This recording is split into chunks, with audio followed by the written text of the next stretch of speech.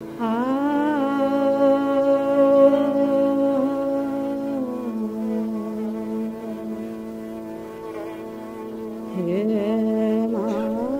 मी प्रकाश बेहरे, harmonium वादक. शशीताईंना जवळजवळ 25-30 वर्षापासून मी साथ करतोय.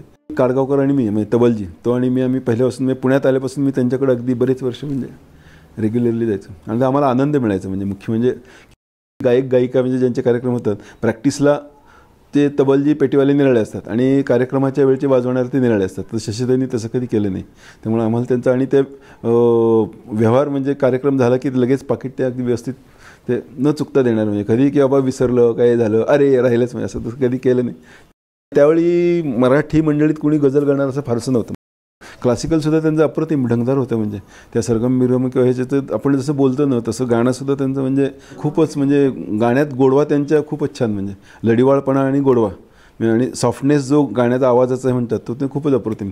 त्यामुळे ते गझल त्यांची इफेक्टिव्ह अशी वाटते की त्याचं स्वरातले चढ उतार जे असतात किंवा त्याचे इमोशनल भाग जो असतो स्वरांचा की त्याचं जे शब्दफेक की ते की म्हणजे टचिंग असं जे म्हणतात त्या स्वरूपात त्यांचं ते व्हायचं. ती लोकांशी रॅपो त्यांचा म्हणजे श्रोत्यांशी रॅपो ठेवून त्या गायच्या. म्हणजे त्यामुळे त्यांचं इफेक्टिव्ह जास्त व्हायचं. म्हणजे त्यांचं गायन जे गझल गायन नाट्यसंगीत ते जे आणि त्या पूर्ण इन्व्हॉल्व व्हायचे 100% परफेक्ट सुरेल गायच्या म्हणजे शशीताई.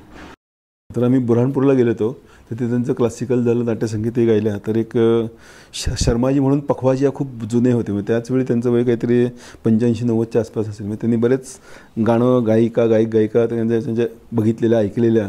तर ते म्हणले बहुत बढिया गाणं इतना मिठा म्हणजे आसकसुद्धा नाही. त्यामुळे त्यांनी शशीताईंना आकाशवाणीवर त्या गात होत्या, ए ग्रेड आर्टिस्ट होत्या. पण त्यांना मंगळवारी संगीत सभा ट्यूजडे नाईट कॉन्सर्ट म्हणून एक प्रकार असतो तो मानाचा असतो. म्हणजे आणि सगळ्या रेडिओ केंद्रावरून तो रिली होतो. म्हणजे किंवा नॅशनल प्रोग्राम म्हणून ते दिवाळीच्या वेळी किंवा असं साधारणच्या विशिष्ट सणांच्या वेळी ते नॅशनल प्रोग्राम म्हणून एक असतं. सगळ्या रेडिओ केंद्रावरून ते रिले करतात. तर त्याचा तो मान त्यांना शशीताईंना बरेच वेळा मिळाला होता. म्हणजे TNC ट्यूजडे नाईट कॉन्सर्ट आणि त्यांच्यावर मी 2-4 तरी वाजवतो नक्कीच मला आठवतं.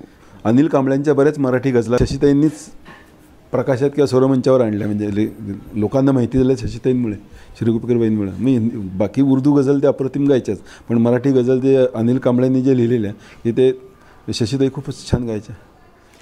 त्यांचं नोटेशन खूपच परफेक्ट आणि छान असायचं. म्हणजे त्यांचं डॉट म्हणजे परफेक्ट जो गळ्यातून सूर यायचा तर आम्हाला पेटीवाल्याला तर लगेच हाच गंधारा आहे बाबा.